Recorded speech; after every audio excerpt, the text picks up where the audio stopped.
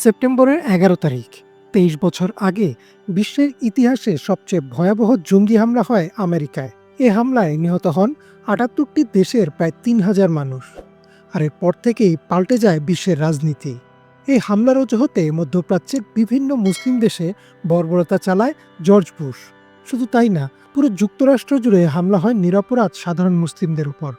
কি হয়েছিল সেদিন? দিনটি ছিল মঙ্গলবার।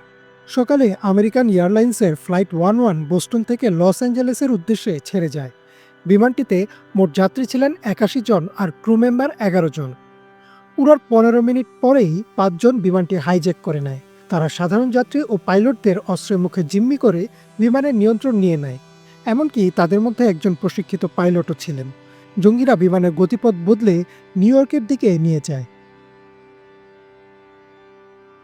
সকাল ৮টা ৪৫ মিনিটে বিমানটি আছড়ে পড়ে নিউ ইয়র্কে অবস্থিত ওয়ার্ল্ড ট্রেড সেন্টারের উত্তর টাওয়ারে। ওয়ার্ল্ড ট্রেড সেন্টার সে সময় যুক্তরাষ্ট্রের তো বটেই, পৃথিবীর অন্যতম উঁচু ভবন ছিল। এর একই রকম দেখতে দুইটি টাওয়ার ছিল, তাই একে টুইন টাওয়ারও বলা হতো। ১১০ তলা ভবনের ৮০তম তলায় আছড়ে পড়ে বিমানটি। সাথে সাথেই প্রাণ হারান শত শত মানুষ। আর ভবনে ধরে যায় ভয়াবহ আগুন। তৎকালীন মার্কিন প্রেসিডেন্ট জর্জ ডব্লিউ বুশ সে সময় যাচ্ছিলেন একটি স্কুল পরিদর্শনে। তার কাছে খবর পৌঁছলে তিনি এটিকে একটি দুর্ঘটনা ভাবেন। তিনি ভাবেন বিমানের পাইলট সম্ভবত অসুস্থ ছিলেন। ততক্ষণে গণমাধ্যম কর্মীসহ আটকে থাকা লোকেদের স্বজনরা পৌঁছে গেছেন ঘটনাস্থলে। টিভি চ্যানেলগুলোতে সরাসরি সম্প্রচার হচ্ছে। ১৮ মিনিট পর, অর্থাৎ সকাল ৯টা ৩ মিনিটে দক্ষিণ টাওয়ারে আছড়ে পড়ে আরও একটি বিমান। এবার কারো বুঝতে বাকি থাকলো না যে এটি কোনো দুর্ঘটনা নয়, বরং একটি পরিকল্পিত হামলা। প্রেসিডেন্ট বুশকে জানানো হয় যুক্তরাষ্ট্রের উপর হামলা হয়েছে। তিনি ততক্ষণে স্কুলে পৌঁছে গেছেন আর বাচ্চাদের সাথে কথা বলছেন। দুটি হামলার ঘটনা শুনেও তিনি কোনো প্রতিক্রিয়া দেননি, বরং তার স্কুল পরিদর্শনের কার্যক্রম চালিয়ে যান। কিছুক্ষণ পর খবর আসে দুইটি নয়, মোট ৪টি বিমান হাইজ্যাক করা হয়েছে। মোট ১৯ জন হাইজ্যাকার ৪টি বিমানই একই কায়দায় হাইজ্যাক করে আত্মঘাতী হামলা সংগঠিত করছে।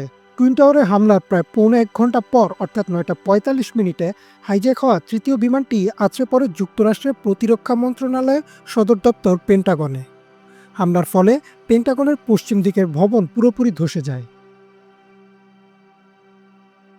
হাইজ্যাক হওয়া চতুর্থ বিমানটি যাচ্ছিল রাজধানী ওয়াশিংটন ডিসির দিকে।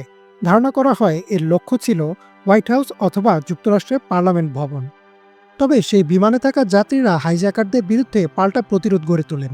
বিমানের ভেতরেই শুরু হয় ধস্তাধস্তি, আর বিমানটি রাজধানীর কাছেই একটি খোলা মাঠে আছড়ে পড়ে। এই ঘটনায় নড়ে ওঠে পুরো বিশ্ব।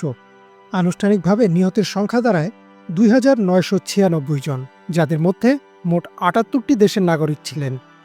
ওসামা বিন লাদেনের সংগঠন আল কায়দা হামলার দায় স্বীকার করে। পেছনে কারণ হিসেবে জানানো হয় মধ্যপ্রাচ্যে যুক্তরাষ্ট্রের হস্তক্ষেপ, ইসরায়েলকে সমর্থন, সৌদি আরবের সাথে সামরিক চুক্তি ইত্যাদির প্রতিশোধ নিতেই ঘটানো হয় এই হামলা। আর এই হামলার পর থেকেই দ্রুত বদলে যায় বিশ্ব রাজনীতি।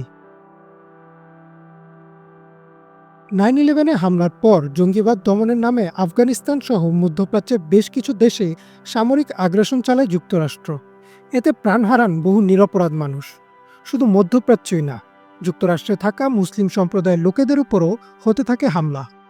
যুক্তরাষ্ট্রের সংবাদ মাধ্যম দ্য ওয়ার্ল্ডের প্রতিবেদন অনুযায়ী ২০০১ সালের পর থেকে যুক্তরাষ্ট্রে মুসলিমদের উপর হেট ক্রাইম বা ঘৃণার কারণে সংগঠিত অপরাধ বেড়ে গেছে কয়েক গুণ। এছাড়াও এই ঘটনার ৬ মাসের মধ্যে George W Bush patriot act নামে একটি আইন পাশ করেন, যার বলে যুক্তরাষ্ট্র সরকার যে কোনো সময়ে যে কোনো নাগরিকের যে কোনো ব্যক্তিগত কথোপকথন, ফোনালাপ বা চিঠির উপর নজরদারি করতে পারবে।